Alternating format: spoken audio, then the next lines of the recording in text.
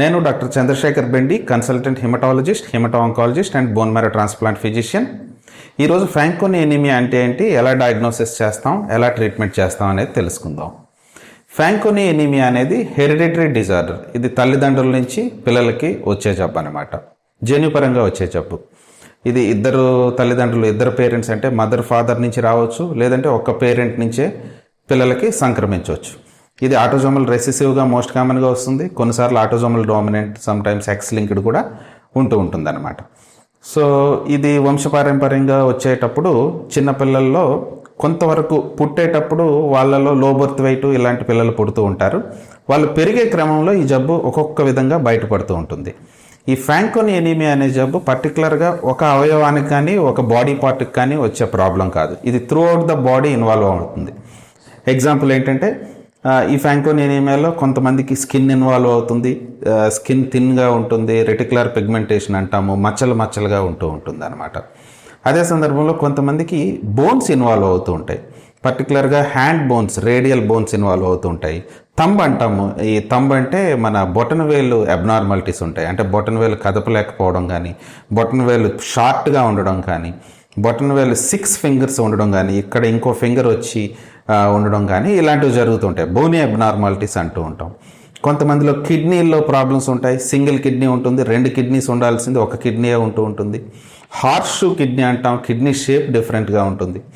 కొంతమందిలో బ్రెయిన్ ఎదగదు, అంటే మెదడు ఎదగకపోవడం వల్ల వాళ్ళు చదువుకునే కెపాసిటీ కూడా తక్కువగా ఉంటుంది. కొంతమందిలో హార్ట్ ప్రాబ్లమ్స్ వస్తూ ఉంటాయి. కొంతమందిలో క్యాన్సర్స్ వస్తూ ఉంటాయి. కొంతమందిలో బోన్ మ్యారో ఇన్వాల్వ్మెంట్ ఉంటుంది అనమాట. ఈ బోన్ మ్యారో ఇన్వాల్వ్మెంట్ ఉండేటప్పుడు ఏమవుతుందంటే వాళ్ళలో బ్లడ్ తగ్గిపోవడం, ప్లేట్లెట్స్ తగ్గిపోవడం, వైట్ బ్లడ్ సెల్స్ తగ్గిపోవడం ఇలాంటివి జరుగుతూ ఉంటాయి. ఇప్పుడు నేను చెప్పిన ఈ ప్రాబ్లమ్స్ అన్నీ ఒక్క పేషెంట్కి ఒకేసారి వచ్చే సందర్భం ఉండదు. ఒక్కొక్క ఏజ్ బట్టి ఇవి డెవలప్ అవుతుంటాయి.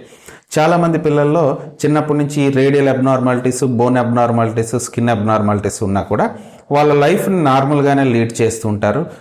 ఒక కిడ్నీ ఉన్నా కూడా ఫంక్షనింగ్ కిడ్నీ అవ్వడం వల్ల వాళ్ళకి శరీరానికి పెద్ద ప్రాబ్లం ఏం కనబడకుండా జరిగిపోతూ ఉంటుంది. కానీ ఎప్పుడైతే బోన్ మ్యారో ఇన్వాల్వ్మెంట్ కనబడుతుందో, అంటే 6 ఇయర్స్, 7 ఇయర్స్, 8 ఇయర్స్ వచ్చే టైంకి వాళ్ళలో ప్లేట్లెట్స్ తగ్గడం గమనిస్తూ ఉంటారు.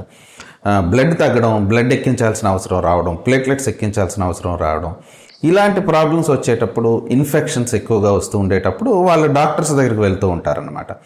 ఇలా వెళ్ళేటప్పుడు బ్యాక్ ఒకసారి చూసుకొని పేషెంట్ ఫిజిక్ ఎలా ఉంది, అంటే ఫినోటైప్, అంటే ఇప్పుడు నేను చెప్పిన ప్రాబ్లమ్స్ అన్నీ చూడడానికి బాబులో కానీ పాపల్లో కానీ కనబడుతున్నాయా లేదా, దాంతోపాటు ఈ ప్రాబ్లమ్స్ అంటే బ్లడ్ తగ్గిపోయే ప్రాబ్లమ్స్ ఉన్నాయా లేదా, ఇవన్నీ బేరీజ్ వేసుకొని మనం డయాగ్నోసిస్కి వస్తూ ఉంటాం అనమాట.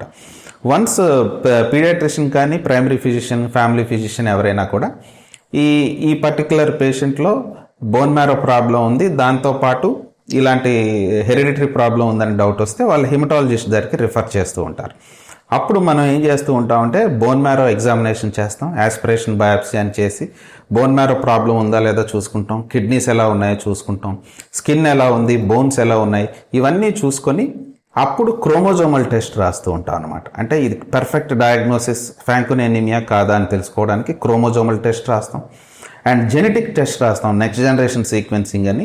అది total throughout the patient genes అన్నిటిని చెక్ చేసి ఈ Fanconi anaemia or bone marrow failure related symptoms, ఆ టైప్ ఆఫ్ డిసీజెస్ ఉన్నాయా లేదా అనేది మనకి పర్ఫెక్ట్ పిక్చర్ అనేది వస్తూ ఉంటుంది అనమాట. వన్స్ ఫ్యాంకోని ఎనీమియా అని డయాగ్నోసిస్ అయిన తర్వాత depend on the severity of the disease మనం ట్రీట్మెంట్ చేస్తూ ఉంటాం. బ్లడ్ బాగా ఎక్కువసార్లు తగ్గిపోతూ ఉంటుందా, ప్లేట్లెట్స్ రిపీటెడ్గా తగ్గిపోతున్నాయా, బోన్ మ్యారో కంప్లీట్గా పనిచేయడం మానేసిందా, లేదంటే కొంతవరకు పనిచేసి హిమోగ్లోబిన్ శాతం కొంతవరకు ట్యాబ్లెట్స్తో మెయింటైన్ అవుతూ ఉంటే మనం ట్యాబ్లెట్స్తోనే వెళ్తూ ఉంటాం. వన్స్ మన చేయి దాటిపోయి ఇంకా ట్యాబ్లెట్స్ పని చేయట్లేదు, బోన్ మ్యారో ఫంక్షనింగ్ బాగా తగ్గిపోయింది, పేషెంట్ డిటోరేషన్ బాగా అవుతుందంటే అప్పుడు మనం బోన్ మ్యారో ట్రాన్స్ప్లాంటేషన్ సజెస్ట్ చేస్తూ ఉంటాం అనమాట. ఈ బోన్ మ్యారో ట్రాన్స్ప్లాంటేషన్ మళ్ళీ ఫ్యామిలీలో మ్యాచింగ్ ఉంటే దాన్ని మ్యాచ్ రిలేటెడ్ డోనర్ ట్రాన్స్ప్లాంటేషన్ అంటారు. మ్యాచింగ్ లేకుండా బయట నుంచి డోనార్స్ని తీసుకొచ్చి చేసుకుంటే దాన్ని అన్రిలేటెడ్ డోనర్ ట్రాన్స్ప్లాంటేషన్ అంటారు. ఇలాంటి డిసీజ్లో కొన్ని రేర్ సందర్భాల్లో మనం హ్యాప్లో ఐడెంటికల్ స్టెమ్ సెల్ ట్రాన్స్ప్లాంటేషన్ కూడా చేస్తూ ఉంటాం. దాన్నే హాఫ్ మ్యాచ్ ట్రాన్స్ప్లాంటేషన్ అంటారు. సో ఈ రకంగా మనం ట్రీట్మెంట్ చేసుకొని బోన్ మ్యారో ట్రాన్స్ప్లాంటేషన్ చేసుకుంటే ఈ పిల్లల్లో మనకి వచ్చిన బోన్ మ్యారో ప్రాబ్లం నుంచి అవాయిడ్ చేయొచ్చు. అంటే platelets, blood, haemoglobin and white blood సెల్స్ని ఒక స్టేజ్లో నిలబెట్టి వాటి రిక్వైర్మెంట్ లేకుండా చేయొచ్చు. కానీ నేను ఇనీషియల్గా చెప్పిన ప్రాబ్లమ్స్ ఏవైతే ఉన్నాయో, అంటే స్కిన్ రిలేటెడ్ ప్రాబ్లమ్స్ కానీ, కిడ్నీ రిలేటెడ్ ప్రాబ్లమ్స్ కానీ, హార్ట్ రిలేటెడ్ ప్రాబ్లమ్స్ కానీ, బోన్ రిలేటెడ్ ప్రాబ్లమ్స్ కానీ, ఇవన్నీ బోన్ మ్యారో ట్రాన్స్ప్లాంటేషన్తో క్యూర్ అవ్వవు. ఆ ప్రాబ్లమ్స్ అన్నీ సెపరేట్గా ఉంటూనే ఉంటాయి. మనం క్యూర్ చేసేది బోన్ మ్యారో ట్రాన్స్ప్లాంటేషన్లో ఓన్లీ బ్లడ్ రిలేటెడ్ ప్రాబ్లం మాత్రమే క్యూర్ చేస్తూ ఉంటాం.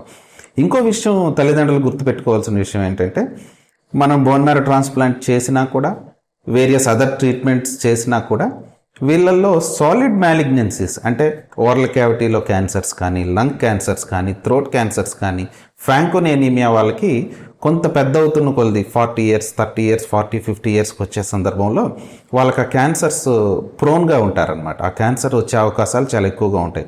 సో రిపిటేటివ్ ప్రివెంటివ్ మెజర్స్ కానీ, స్క్రీనింగ్స్ కానీ చేసుకుంటూ వాళ్ళలో ఇనీషియల్ స్టేజ్లోనే ఆ క్యాన్సర్స్ని డయాగ్నోసిస్ చేసుకుంటే, ట్రీట్మెంట్ చేస్తే వాళ్ళని ప్రాణాపాయ ప్రమాదం నుంచి మనం బయటకు తీసుకొచ్చే అవకాశం ఎక్కువగా ఉంటుంది.